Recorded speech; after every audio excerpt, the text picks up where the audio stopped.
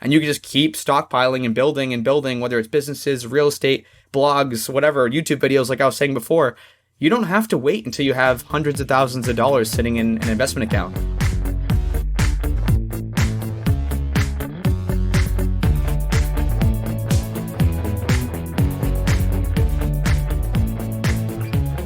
Welcome to The Fi Show, where you get a behind-the-scenes look into financial independence. Here's your host, Cody and Justin.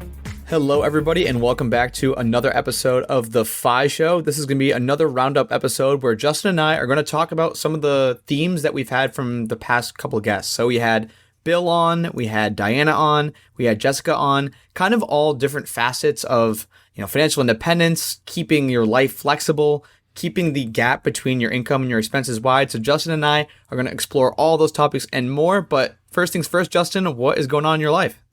Man, this last week was crazy. It's another one of these weekends that I was not in Austin yet again. We actually looked at June and July, and I think we'll spend 2 weeks in our apartment between the 2 months. So even though our rent's cheap, I'm not really sure why we do it. But yeah, so last week was crazy. We flew into Salt Lake City, got a rental car, which was actually this giant cargo van. The ones big enough you can stand up in, the ones like a lot of people turn into camper vans. And luckily, any van is a camper van if you bring a sleeping pad and a tent and some pillows. So we took that up to Jackson, Wyoming, like around Jackson Hole. It's a really cool downtown. We checked it out and then just parked on the street and slept there the first night. Made some nice blackout curtains with black trash bags. It's real fancy. Then we got up the next morning and went and checked out the Grand Tetons, which is gorgeous if you ever get a chance to go, especially if for maybe some reason you're coming down to the Yellowstone from the north and you don't think you want to keep going south to the Tetons. Like, do it. It's worth it. And then from there, we went on up to Yellowstone. And then the next 2 nights there, we actually did backcountry camping. It's $3 a person. It's a crazy good deal. And if you're trying to travel to Yellowstone, like we were, you may notice that there are no campsites available. There's no hotels available. Everything's booked up. But backcountry camping, no problem. And actually, some of our spots were only like a half mile that was flat to get into. So people just see backcountry camping and they think it's, they're going to have to hike over 4 mountains to get to the campsite. It's not true. And it's $3 a person. So it's just crazy cheap. So that's what we did for 2 nights. And then we got up and went back to Jackson, Wyoming after checking out Yellowstone fully. Did another night in Yellowstone, kind of treated ourselves, went to a brewery, went to a nice restaurant, and then back to the street we went in the camper van. Got up the next morning, hit Salt Lake City, parked out in front of a friend's house there in the van again. And then Thursday, my buddies flew in, met us, got a rental car. The next couple nights was actually in a hotel, and we had a concert festival thing, a country concert festival down in southern Idaho. So did that for a couple days and just got back Monday morning at like 2 a.m. And we're here for the whole week until we leave Sunday for LA for 10 days. So that was my whirlwind of a week. How about you, Cody? Well, I got to say, wow, Justin, you're going to be home for an entire week? Tuesday through Saturday. Little less eventful, but I'm totally jealous of the stuff you're doing. Something that I didn't do this past week, but Lauren and I just booked, is we're going to be in Greece for pretty much all of October. We're doing like the 3rd to the 27th, just kind of getting out there, exploring. We're actually probably going to try to meet up with James and Emily, get a little tour going of Cyprus, because unfortunately that got canceled when COVID happened in March of 2020. This week was pretty fun, though. We had awesome weather, which is great. Got some pretty good deals on a Red Sox game. It was a Red Sox-Yankees game, so, there's a lot of hostility in the crowd, but it's a ton of fun. Went with my buddy Tim. We had a little Sunday fun day, which I'm notorious for at the lake during the summer months. So I had a little Sunday fun day with like the 85-degree weather. And actually tonight, Lauren and I are going out to this restaurant. I'm not sure, maybe you've heard of it, Justin, in Boston. It's called, and I'm going to butcher this pronunciation, it's called Fogo de Chao. It's a Brazilian place, and it's like all you can eat. And so you go up, you pick your sides. It's like a buffet, and they have like 30 different cuts of meat. So they'll come over with like a filet. They're like, you want some filet? Yes, of course. Do you want some bacon-wrapped sirloin? Yes, of course. And that just happens all night until you can't even walk because you're so full. So that's what's been on the agenda. That's what's happened this past weekend. But Justin, I think that's enough about our travels. Let's take a quick moment for our partner. Keeping track of your net worth is one of the most important things you can do on your journey to financial independence. If you don't have an idea of what your net worth is, there's no way that you can keep your quote-unquote score. One of our favorite tools to keep this score is called Personal Capital. If you haven't already started using it, it's an online software that basically compiles all of your data, it crunches all your assets, all your liabilities, and spits out a net worth number and allows you to track it day by day, month by month. Yeah, Cody, one of the big things that hold people back when they're doing activities like tracking their expenses or tracking their net worth is just they look at it as a big burden. And this allows you to go in with one username and one password and access as many financial accounts as you have. These can be loans, these can be 401ks, these can be HSAs, bank accounts, credit cards. They're all linked there. The other thing I really like about Personal Capital is it's very investing focused. So you can go in there and look at your allocation across your entire portfolio. So you don't just look at your allocation in one type of account, but your allocation as a person completely. And if you want to use the same tool that me and Cody use to track our net worth, which is completely free, you can do so at thefishow.com/PC. That's thefishow.com/PC. So Justin, I mentioned this briefly at the beginning, but just having money, whether it's an emergency fund, whether it's just getting out of debt or having, somewhere close to financial independence or all the different spectrums of FIRE that we had Jessica talk about, like the barista FIRE, the lean FIRE, all that different stuff. How has having money, I guess, I don't know, we could talk about different points in your journey. How has just having that money aside, helped you, whether it's negotiating a career or taking a long vacation? I'm curious to hear how it's kind of directly affected your life. Yeah, I think there's definitely those stages, which is kind of what Jessica was getting at around different points you get to. You should feel different amounts of freedom and you should be a little more comfortable with riskier things and treating yourself more or, whatever it might be. And so I think, once I remember getting what to me was like my first good job, which is when I got into the Air Force, I was bringing home around $40,000 after taxes, got a car, got an emergency fund. And then things started opening up in my mind. I'm thinking okay, now there's some things I can actually do. Because before that, it was always just let's pay for college. Let's pay for what's in front of us. There was no thought about anything outside of really necessities. And so that was kind of the first step. And then as I got a little further down the road and as I get out of the Air Force, I'm sitting at a point where I'm on the job hunt, but I'm not freaking out about okay, I got to have a job tomorrow. I'm picking which job is going to be the best for me because it's not worth it to me to just miss out on a week or two worth of salary to not get the perfect job or at least the best job that I can. Wait, and correct me if I'm wrong, but didn't you have an offer sitting on the table and you waited a couple weeks and the second offer was literally almost double what that first offer was? If you just took that first offer, say you were living paycheck to paycheck and you had to, you would never even have gotten the second offer and would have been making so much more money, which is just so crazy that little bit of space allows you to make that much more money and push you that much further on the FI journey. Yeah, and it also, you get that first offer and then you sit on it a little bit. In my case, I happened to get a second offer and I just got the wheels turned. It's well, maybe there's more out there. And so I tried to drag my feet as much as I could and give myself as much time until I could really see the full landscape, what was out there. And yeah, it ended up being almost double, which was a great difference between salaries. And I don't think it was just oh, well, the other one you started lower, but you would have worked your way up quickly. I don't think so. I don't think I would have ever even gotten close, no matter how long I worked there. Yeah, it's definitely been a bit different for me. And I know I've talked about this before, but even quitting that first job, and I know we catch so much hate, Justin, because some people can't believe how low our monthly expenses are when they're at the peak or the trough or whatever, the peak lowness or I guess the trough of spending. But when I quit that first corporate banking job, I had probably close to $50,000 saved up, but I was spending $1,000 a month.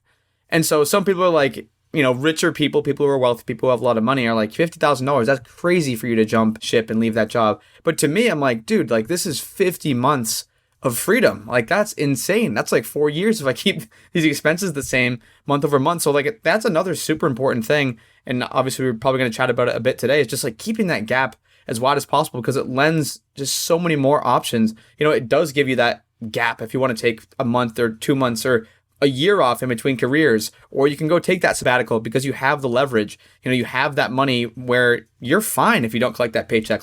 If the boss has all the leverage, if your boss has all the power over you, you were waiting week after week on their paycheck for you to live, then, all the cards are in their hand. So I think that's another really important thing. And, my direct example was saving up that initial little chunk where I could just say, you know what, I don't need to do this anymore. If you want to let me go, but I'm going to go try this entrepreneurship thing and see how it works out. And it's been a pretty crazy, awesome journey since. Yeah, and I think one thing you said there, we're talking about like making sure your boss doesn't hold all the leverage or all the cards. I mean, even recently, like that really worked out in my favor because I'm not scared to say what I want to say to my company because I'm not like terrified that they're going to fire me. A, I think I do a really good job. I don't think they would. But B, like, I just don't have to be scared. I know if it takes me a few weeks or a month to get another job, not a big deal.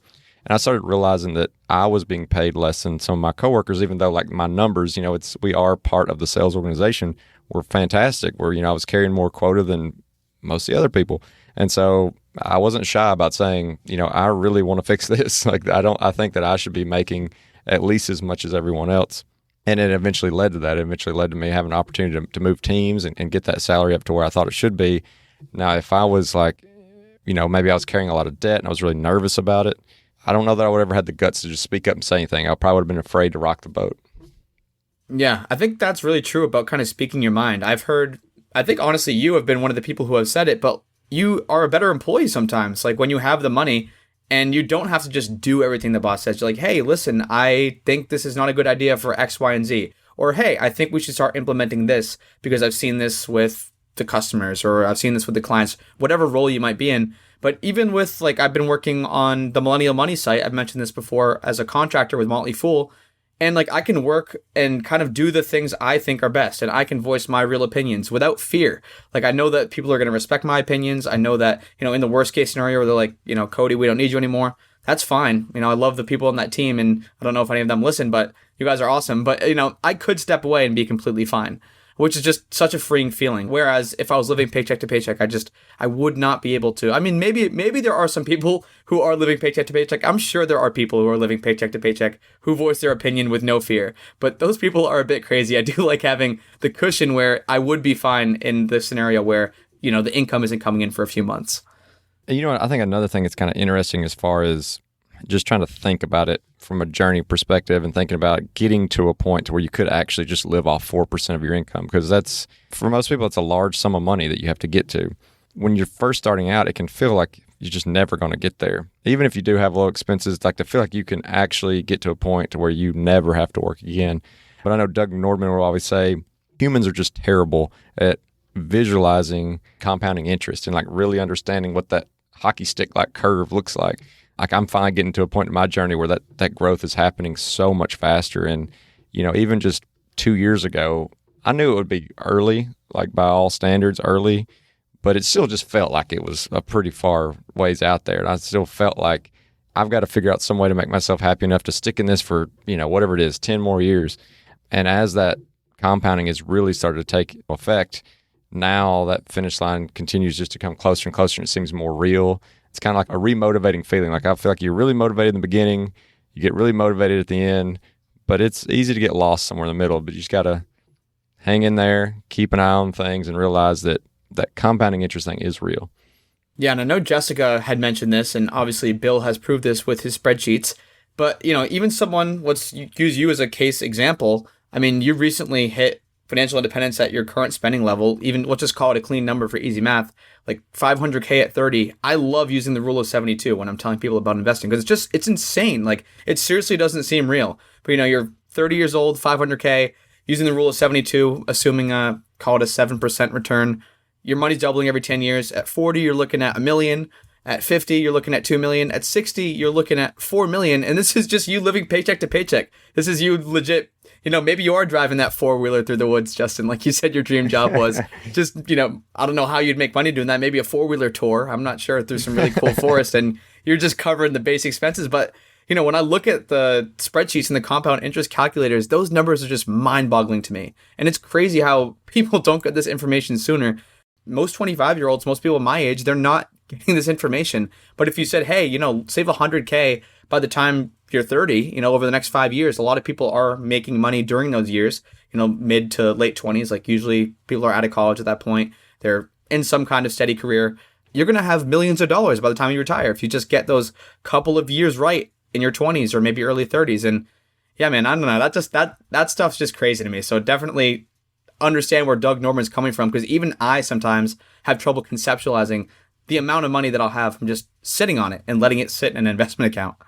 Yeah, and I mean, I know that, obviously this whole podcast isn't about compounding interest, and neither one of us have kids, but I was actually thinking the other day, about some people that I know who spend like tons of money on their kids going to private, like elementary schools, and I was like listening to some podcasts about that and things, and, I think if we could create a culture to where, when you're thinking about investing for your kids' future, like obviously you want the best for them, but a lot of times it's because you want them to be financially stable. Like you want them to be in a good elementary school so they get into the good college, so they get a good job.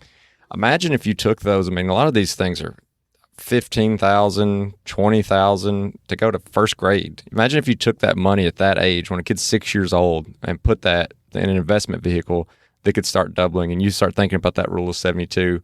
By the time they got out of college, they would already be retired. Like they wouldn't even need the job they went to college for.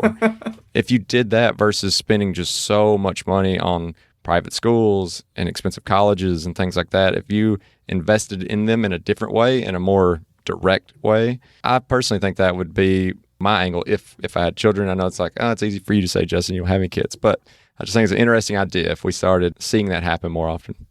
So, Justin, while you were talking, you got me thinking, and I'm just like, okay, what does it look like if someone, in that scenario, they're paying, call it $10,000 a year for some kind of private school? And I just made it from 0 to 18 to make it clean math.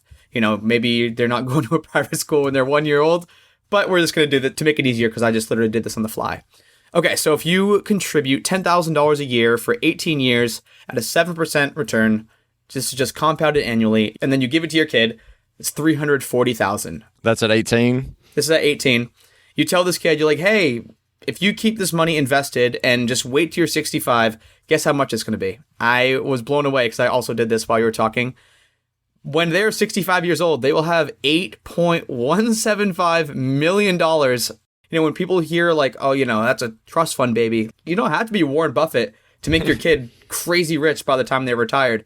It's just $1,000 a year, or $10,000 a year, I should say, for the first 18 years of their life. And that might seem like a lot. Obviously, you can scale these numbers down or up depending on your specific financial situation. But just showing the power of that compound interest and how important it is to get the money in there as early as possible. I just thought that was that's an insane number. Imagine an 18-year-old who, maybe you just don't tell them about the account and then they all automatically unlock it when they're 65. Obviously, there might be some moral issues there, but man, that math gets me all. Well, the other thing is if they get any kind of job and are reasonably frugal, I want to be willing to bet that by at least 35 they're retired.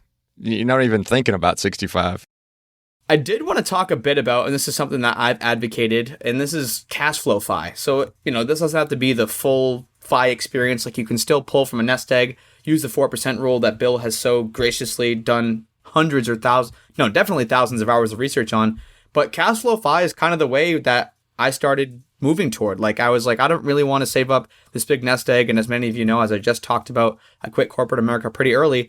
But cashflow FI, there's so many different ways to do it. Like buying real estate. So you have this monthly repeating income from your renters, or even owning something like a course or a website or a podcast or something that just or a YouTube video, something that lives indefinitely that spits out some kind of monthly return. And, that return may dwindle over time and you might have to, add different things to that cash flow FI. I've actually heard Zach from 4 Pillar Freedom talk about this. He's like, if you start a blog and each blog post is making, $50 a month from whether it's affiliate revenue or ad revenue or sponsorships or whatever. Obviously, this is just one example. Not everyone are bloggers, but, it's not much, $50 a month, whatever. You could make that doing anything, Grubhub, DoorDash, other active income ventures. But you have 100 posts on that site that are making, $50 a month. Now you're looking at $5,000 a month in passive income, which is pretty crazy. And that's just one vehicle to kind of reach this cash flow FI, something where you're not actually trading your time for money. So that's something that's really intrigued me. That's definitely a rabbit hole that I've gone really deep down, trying all sorts of different side hustles that are going to make me money basically while I'm sleeping. That might need some maintenance. So maybe call it semi-passive income, because I'm sure there's going to be the people that are like, real estate's not completely passive, but if it's 4 hours a month, like I think Dustin Heiner had mentioned for his properties, that's pretty passive. I think we can put that in the passive bucket, even if it is taking him a little bit of time. So I don't know, that's just another really interesting thing to me. And you can couple this with the traditional nest egg 4% rule retirement, but that can just, hyper accelerate things. Like if you have $3,000 or $4,000 coming in and you're in your mid to late 20s, and you can just keep stockpiling and building, whether it's businesses, real estate, blogs, whatever, YouTube videos, like I was saying before, you don't have to wait until you have hundreds of thousands of dollars sitting in an investment account. Yeah, I don't know, man. I don't know what your thoughts are. It's exciting stuff to me. We will be right back after a quick word from one of our amazing sponsors. Alrighty, business owners, I am talking directly to you for this one. Do you ever wonder how the big e-commerce brands do it? How do they know just the right messaging, just the right timing, just the right experience to send their audience to get them to convert, to sign up, whatever the thing you want them to do for your business? Well, that's where Klaviyo comes in. Klaviyo can help your brand easily create personalized multi-channel marketing campaign using your most powerful asset, your customer data. Klaviyo integrates with all the leading e-commerce platforms, helping you use your customer data in real time to send more relevant email and SMS automations. Plus, they make it drag and drop easy. You can literally get started in under an hour and build from there with Klaviyo's best performing templates. Klaviyo gives you all the power of an enterprise marketing platform, but none of the complexity. No wonder why over 65,000 brands have signed up. To get started with your free trial of Klaviyo, visit klaviyo.com/grow. That's klaviyo.com/grow.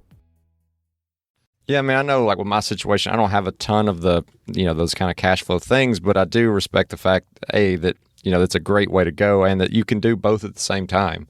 Jessica talked about how someone who, want to just walk dogs and things like that, and they realize that they can make enough money on that to couple with their nest egg to be financially independent. Imagine you spend $40,000 a year. You don't necessarily have to have $1 million in an investment account with that 4% rule. You could have $500,000 and then find some more side work that makes $20,000 a year. You can couple them together and you can kind of wean yourself out. You can kind of keep building up that nest egg as you're doing little things, and then eventually you don't even have to do the little things. Or if you can find some of those resources that literally don't take any active income, that's huge as well.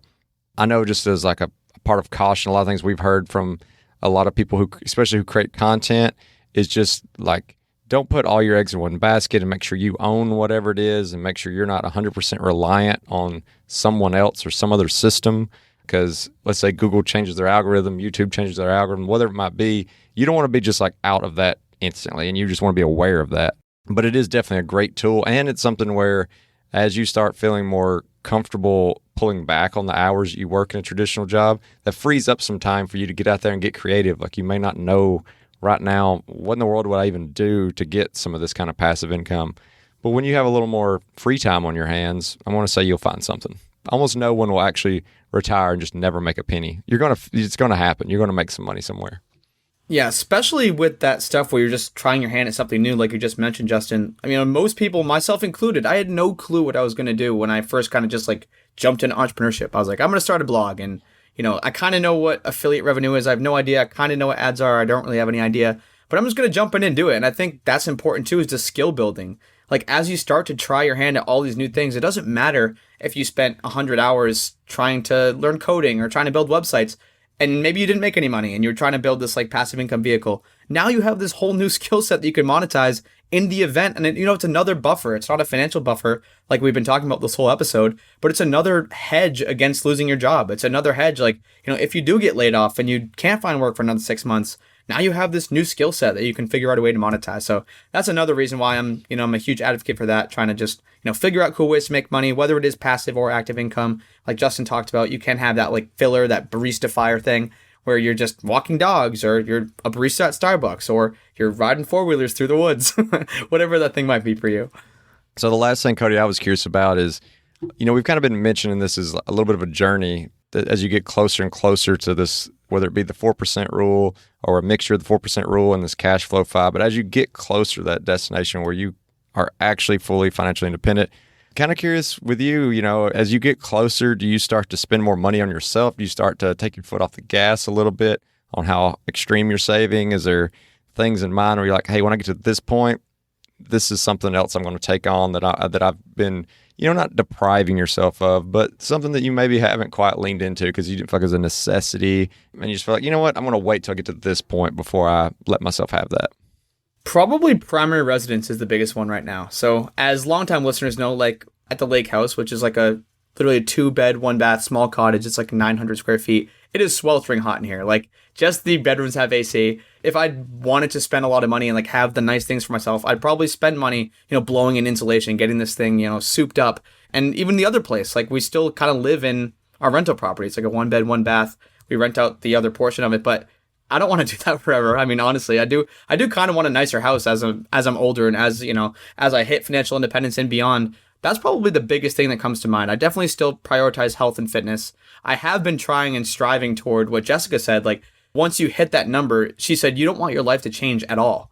Like, that's kind of the ultimate goal. If you're charging toward FI, you hit FI, nothing in your life changes, even though you have the option to change everything. You've kind of built the perfect life for yourself. So yeah, the biggest thing for me is probably like primary residence and the niceness of my personal things and house.